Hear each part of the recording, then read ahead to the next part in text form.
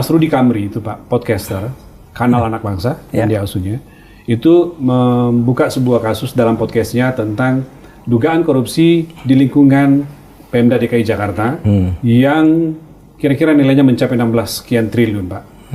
Nah, tetapi kemudian dia dianggap melakukan pencemaran nama baik, kemudian diproses dan baru minggu lalu divonis 8 bulan penjara. Pak Mahfud mungkin mengikuti itu, apa komentar Pak Mahfud? Saya mengikuti itu, dan Rudy Kamri ini dihukum bukan karena dia terlibat korupsi, tetapi karena ingin membongkar. Justru membongkar. Ingin membongkar terjadinya korupsi. Lalu yang ingin dibongkar itu marah, sehingga dia diajukan telah mencemarkan nama baik lah, fitnah lah, lalu kena hukuman penjara 8 bulan.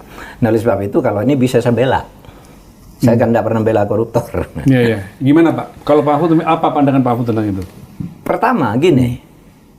Ini dihukum karena ada seseorang ya yang taruhlah whistleblower. Dia akan membongkar sebuah kasus kejahatan di sebuah BUMN di Jakarta. Namanya Hendra Lee, Pak? Iya. Iya.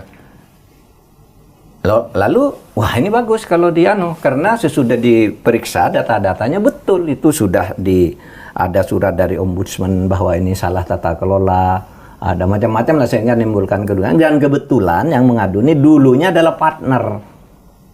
Oke. Di situ, sesudah lalu dia, Pak, saya tahu ini tidak boleh ada korupsi berlanjut. Oleh Rudy Kamri, diajak dia sendiri yang bicara. Berarti testimoni dari orang yang bersangkutan ya? Iya. Di forum, di kanal Anak Bangsa itu, di podcastnya? Iya. Nah, dia yang bicara orangnya. Rudy Kamri enggak nyebut nama, enggak nyebut anunya di mana, ceritalah gitu. Yang nyebut orang itu.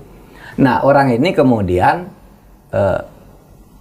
sesudah lama, itu kan peristiwanya terjadi tahun 2004. Iya.